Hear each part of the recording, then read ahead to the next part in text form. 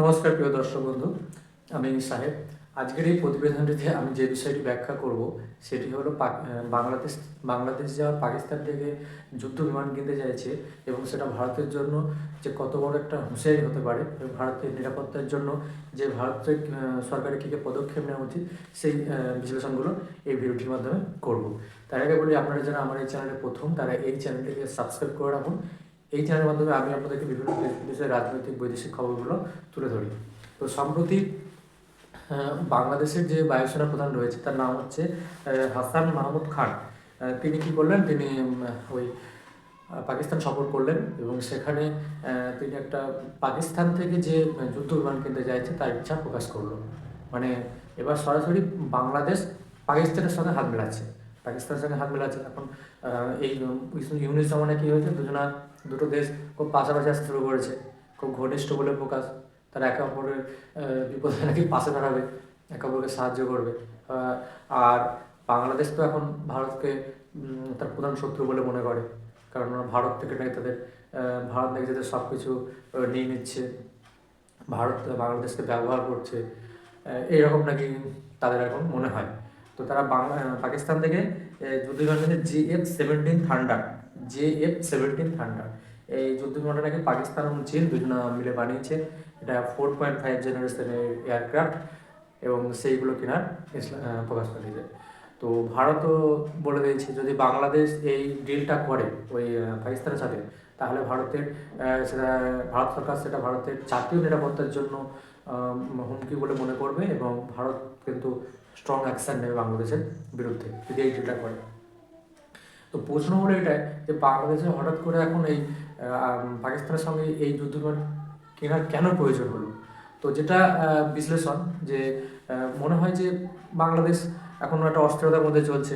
যত তারা ভারত বিরোধী মানে কার্যকলাপ করবে, যে সমস্ত লিডারগুলো রয়েছে তারা একটা মানে জনগণকে একটা পুরো খেতেই রেখেছে। ওখানকার যে সমস্ত লিডারগুলো রয়েছে যে আমরা ভারতের সঙ্গেও কথা বলতে পারি, ভারতের বিরুদ্ধে কথা বলতে পারি, হ্যাঁ এরকম। তাহলে ওরা মনে করছে ভারত শত্রু পাকিস্তান, তো পাকিস্তানের সঙ্গে হাত মেলালে বাংলাদেশও তাহলে হয়ে যাবে, মানে ভারতের বিরুদ্ধে কথা বলতে পারে।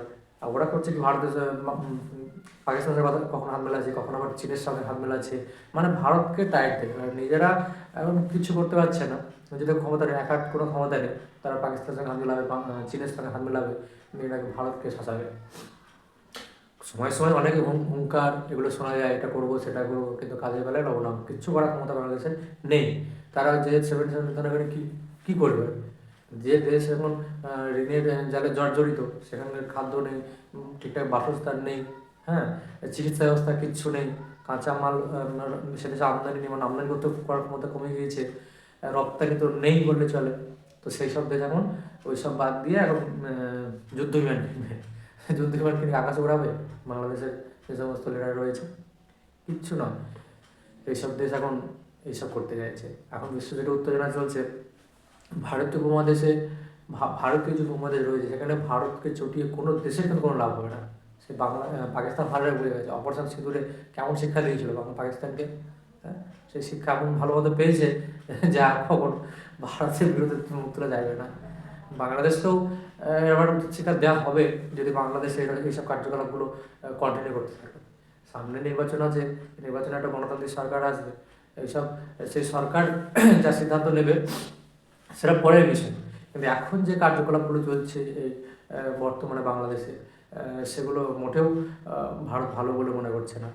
বাংলাদেশের উচিত হবে ভারতের সঙ্গে বন্ধুত্বপূর্ণ সম্পর্ক স্থাপন করা। আমি প্রতিবেদনে বলি, যখন বাংলাদেশ এবং ভারত সম্পর্কগুলো প্রতিবেদনগুলো করি, তখন এই জিনিসটা আমি বলি, যারা বাংলাদেশের নেতা রয়েছে তারা ভারতের সঙ্গে সম্পর্ক ভালো করে, তারা বাংলাদেশের উন্নতি এগুলো কিন্তু হবে।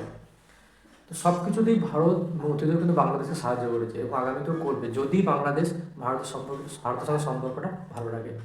আর তা না করে ভারতের বিরুদ্ধে লাগাতার উস্কানিমূলক হিংসামূলক কার্যগুলো করবে আর ভারত চুপ করে বসে দেখবে, এটা নয়। ভারত কিন্তু যখন স্ট্রং অ্যাকশন নেবে তখন কিন্তু পালাবার পথ খুঁজে পাবে না বাংলাদেশের যারা এখন এই কার্যকলাপগুলো করছে।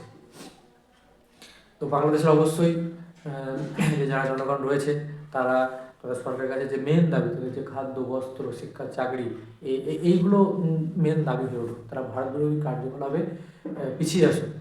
যে সমস্ত কচি কাঁচা লিডার হয়েছে বাংলাদেশে, তাদের বক্তব্যে না ফুসলিয়ে সাধারণ যে বেসিক যে চাহিদাগুলো সেগুলো সরকারের কাছে তারা দাবি তুলবে, তবে বাংলাদেশের উন্নতি হয় বলে আমাদের মনে হয়। তো এই ছিল এই প্রতিবেদনের ব্যাখ্যা। তো আপনাদের কি মতামত অবশ্যই যারা আমার ভিডিও দেখেন বাংলাদেশ বা ভারত থেকে, ভারত এবং বাংলাদেশের সম্পর্ক কেমন হওয়া উচিত অবশ্যই আপনারা কমেন্ট বক্সে লিখে জানাবেন। তো এই ছিল প্রতিবেদনের ব্যাখ্যা। তো ধন্যবাদ প্রিয় দর্শক বন্ধু।